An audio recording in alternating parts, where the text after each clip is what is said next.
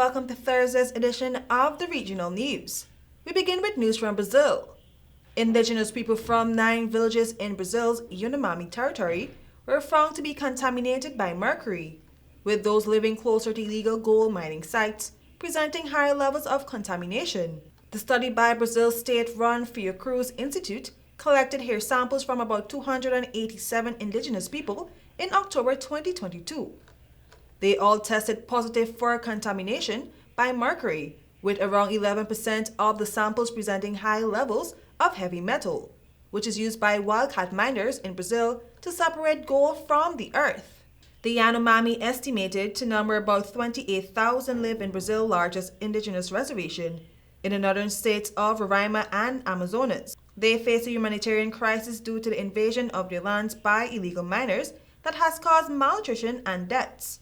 Indigenous people with higher levels of mercury presented cognitive deficits and more often presented nerve damage on their bodies' extremities, according to the study.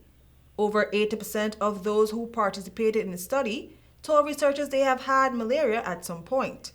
Over 25% of children under 11 in the study were anemic, and almost half had acute malnutrition. Around 80% were shorter than expected for their age, suggesting chronic malnutrition as well, the study found. We now bring you news from Haiti. Diplomats at a regional Americas body on Wednesday urged Asian politicians to move forward with a delayed plan to replace Prime Minister Ariel Henry with a transitional council, a move which could trigger the long-awaited deployment of an international security force.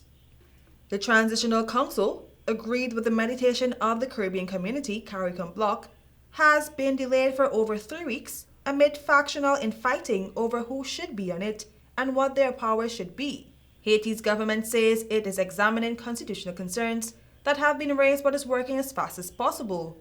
Henry first requested an international force to help police fight powerful armed gangs in 2022, and the United Nations later ratified a Kenyan-led development. But Nairobi put that on hold when Henry announced his resignation on March 11. Pending the establishment of a new government. Some Haiti military and civil associations have called for an alternative transition method, such as choosing a provisional president from Haiti's Supreme Court judges.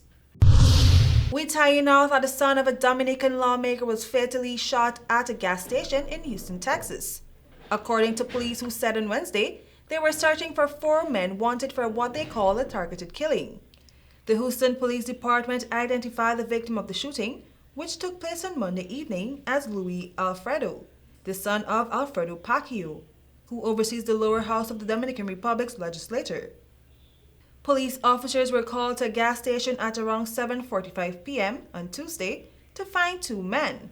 Pacquiao, 34, had arrived at the gas station with 3 other men and stopped at a convenience store before returning to his vehicle. 4 other men with long guns arrived in 2 cars, got out and began shooting, according to the police, who described it as a target attack. Pacquiao and 1 of the other men ran back inside the store, but were both hit by bullets. I am KERESE Gonzalez. Thank you for watching.